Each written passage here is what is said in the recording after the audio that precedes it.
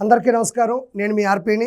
శ్రీ నారా చంద్రబాబు నాయుడు గారు 2024 June 12న chief మినిస్టర్గా ప్రమాణ స్వీకారం చేశారు. అది ఈరోజు సెప్టెంబర్ 20కి 100 రోజులు పూర్తయింది. జగన్మోహన్ రెడ్డి రాష్ట్ర ఖజానాని దివాలా తీయించిన ఏమాత్రం వెనక్కి తగ్గకుండా ఒక అపర భగీరథుడిలా ఈ 100 రోజుల్లో 100కి పైగా సంక్షేమ అభివృద్ధి పథకాలను కూడా ముందుకు తీసుకురావడం జరిగింది.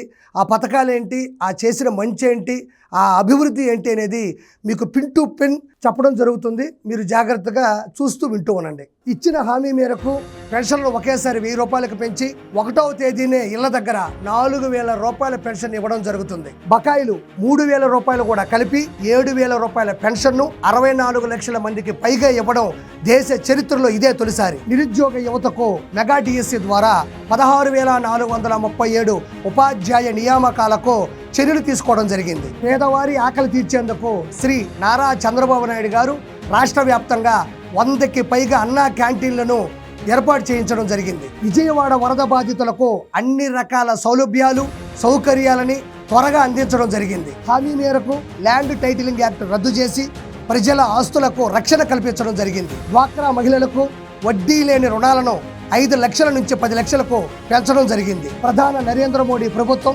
అమరావతికి 15,000 కోట్లు మంజూరు చేయడం జరిగింది. పోలవరం నిర్మాణానికి కేంద్రం నుంచి 12,500 కోట్ల రూపాయలు అనుమతి పొందడం జరిగింది. కర్నూలు జిల్లా ఓర్వకల్లు, కడప జిల్లా కొప్పర్తి పారిశ్రామిక పార్కులకు 25,000 కోట్ల పెట్టుబడులు, 75,000 మంది యువత ఉపాధికి కేంద్రం నుంచి ఆమోదం పొందడం జరిగింది. వాట్సాప్ సందేశానికి స్పందించిన మంత్రి నారా లోకేష్ గారు దివ్యాంగ విద్యార్థుల మార్కుల మెమోల్లో మార్పులు చేసి ప్రతిష్టాత్మకమైన IIT, IIIT, NITలలో ప్రవేశాలకు చొరవ చూపించడం జరిగింది. డిప్యూటీ సీఎం పవన్ కళ్యాణ్ గారి ఆధ్వర్యంలో ఆగస్టు 23న స్వర్ణ గ్రామ పంచాయతీ పేరిట రాష్ట్ర వ్యాప్తంగా 13,326 పంచాయతీల్లో ఒకే రోజు గ్రామ సభలు నిర్వహించడం జరిగింది. ఒకే రోజు సభలు నిర్వహించడం అతిపెద్ద గ్రామ పాలనగా గుర్తిస్తూ వరల్డ్ రికార్డు యూనియన్ తమ రికార్డుల్లో నమోదు చేయడం జరిగింది. ప్రజా దర్బార్, ప్రజా వేదికల ద్వారా చంద్రబాబు నాయుడు గారు, లోకేష్ గారు 50,000కు పైగా అర్జీలు స్వీకరించడం జరిగింది. ఉత్తరాంధ్ర రాయలసీమలోని వెనుకబడిన 7 జిల్లాలకు ప్రత్యేకంగా కేంద్రం నుండి నిధులను కేటాయించడం, అదనంగా ప్రకాశం జిల్లాను చేర్చడం జరిగింది. విశాఖ రైల్వే జోన్కు మడపర్లోవలో 52 ఎకరాలను పూర్తి హక్కులతో కేటాయించడం జరిగింది. పంచాయతీలకు 1,452 కోట్లు విడుదల చేయడం జరిగింది. రైతులకు ధాన్యం బకాయిలు 1,674 కోట్లు విడుదల చేయడం జరిగింది. ఆరోగ్యశ్రీకి జగన్మోహన్ రెడ్డి 1,600 కోట్లు బకాయిలు పెడితే నారా చంద్రబాబు నాయుడు గారు 700 కోట్లు బకాయిలు చెల్లించడం జరిగింది. నీరు చెట్టు బకాయిలు 256 కోట్లు చెల్లించడం జరిగింది. రాజధాని కౌలు రైతుల బకాయిలు 400 కోట్లు చెల్లించడం జరిగింది. పేదల గృహ నిర్మాణ బకాయిలు 50 కోట్ల రూపాయలు చెల్లించడం జరిగింది. వరదల్లో పంట నష్టం ఎకరాకు 2,000 నుండి 10,000కు పెంచడం జరిగింది. అక్రమ కేసులో ఓ మహిళను వేధించిన 3 IPSలను సస్పెండ్ చేసి రాష్ట్రంలోనే రికార్డు సృష్టించడం జరిగింది. ఉచిత ఇసుక విధానాన్ని ప్రవేశపెట్టడం జరిగింది. విషపూరిత మద్యం స్థానంలో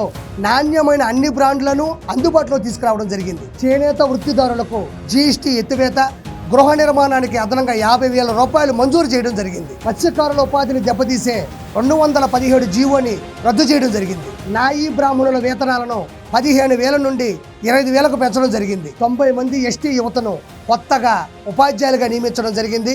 కోయభారతి టీచర్ పోస్టులు 700 భర్తీ చేయడం జరిగింది. ఉపాధి పథకం ద్వారా 6,50,00,000 పనిదినాలను పెంచడం వల్ల 54 లక్షల మందికి అదనంగా లబ్ధి చేకూరడం జరుగుతోంది. సీఎం చంద్రబాబు గారు 10 రోజులు విజయవాడలో బస్సులోనే ఉండి వరద బాధితులకు సత్వర సహాయ చర్యలు చేపట్టడం, రెట్టింపు సహాయాన్ని అందించడం జరిగింది. తుంగభద్రలో కొట్టుకుపోయిన గేటుని వరద సమయంలోనే బిగించి రాయలసీమకు తాగు సాగు నీటికి రక్షణ కల్పించడం జరిగింది. బుడమేరు గండ్లను యుద్ధ ప్రాతిపదికన పోర్చడం జరిగింది. ప్రకాశం బ్యారేజీని ఢీకొట్టించిన 3 ఐరన్ బోట్లను తొలగించడం జరిగింది. ఇంటర్ విద్యార్థులకు ఉచిత పాఠ్య పుస్తకాలపై జీవో విడుదల చేయడం జరిగింది. ప్రభుత్వ ఉద్యోగులకు 1వ తేదీనే జీతాలు ఇవ్వడం జరుగుతుంది. ప్రభుత్వ పథకాలకు స్ఫూర్తిదాతల పేర్లు పెట్టడం జరుగుతుంది. అర్చకుల వేతనాలు 10,000 నుండి 15,000కు పెంచడం జరిగింది. గృహ నిర్మాణానికి 4 లక్షల రూపాయల పెంపు, గ్రామాల్లో 3 సెంట్లు, పట్టణాల్లో 2 సెంట్లు ఇవ్వడం జరుగుతుంది. MSMEలకు ప్రభుత్వ గ్యారంటీతో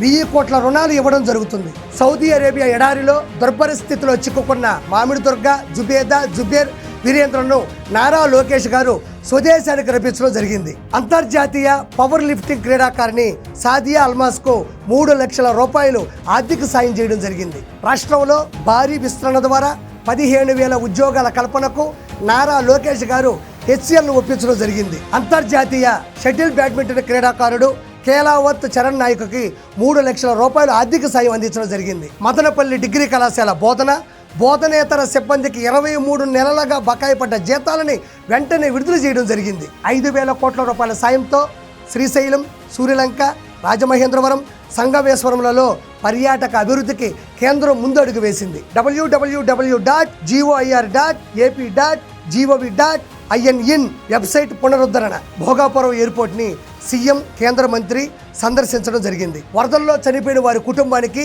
ఒక్కొక్క కుటుంబానికి 5 లక్షల రూపాయలు ఇవ్వడం జరిగింది. తిరుపతితో సహా అన్ని దేవాలయాల ట్రస్ట్ బోర్డులలో మెంబర్గా ఒక బ్రాహ్మణ వ్యక్తికి చోటు ఇవ్వడం జరిగింది. 269 సూపర్ న్యూమరీ పోస్టుల భర్తీకి నోటిఫికేషన్ ఇవ్వడం జరిగింది. తెలంగాణ నుంచి 250 కోట్ల బకాయిలు రాబట్టడం జరిగింది. మహిళల ఉచిత ప్రయాణ నిమిత్తం 1489 కొత్త బస్సులు కొనుగోలు చేయడం జరిగింది. టీటీడీ తిరుమల తిరుపతి దేవస్థానంలోని లడ్డూ నాణ్యత పెంచడం జరిగింది. ముచ్చుమర్రి గ్యాంగ్ రేపు నేరస్తులపై కఠిన చర్యలు తీసుకోవడం జరిగింది. కౌలు రైతులకి కోఆపరేటివ్ బ్యాంకు రుణాలు మంజూరు చేయడం జరిగింది. ఆరుద్రకు ఆర్థిక సాయం అందించడం జరిగింది. విభజన సమస్యలపై ఏపీ, టీఎస్ ముఖ్యమంత్రుల భేటీ జరిగింది.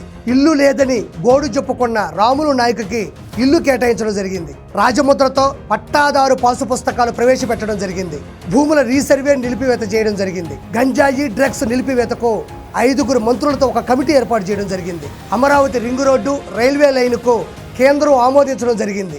రాజధాని రైతులకు కవులు 5 ఏళ్లు పొడిగించడం జరిగింది. సీఎం పర్యటనకు పరదాలు, ట్రాఫిక్ అంతరాయాలు, చెట్లను నరికివేతలు అస్సలు ఉండబోవని స్టేట్మెంట్ ఇవ్వడం జరిగింది. స్కాన్ చేస్తే భూమి సరిహద్దులు, లొకేషన్ వచ్చేలా QR కోడ్తో కూడిన పాసు పుస్తకాలు ఇవ్వడం జరిగింది. రాష్ట్రంలోని అన్ని రిజర్వాయర్లు జలకలతో ఉండేలా చేసింది. విశాఖ స్టీల్ని కేంద్ర మంత్రి కుమారస్వామితో సందర్శింపజేసి విశాఖ స్టీల్ని ప్రైవేటీకరణ చేయబోము అని హామీ ఇప్పించింది. పొల్యూషన్ కంట్రోల్ బోర్డు చైర్మన్గా బీసీ ఉన్నతాధికారి పి కృష్ణని నియమించింది. యువగలం పాదయాత్రలో నారా లోకేష్ గారు ఇచ్చిన హామీ ప్రకారం బంగారుపాలెంలో డయాలసిస్ యూనిట్ని ప్రారంభించడం జరిగింది.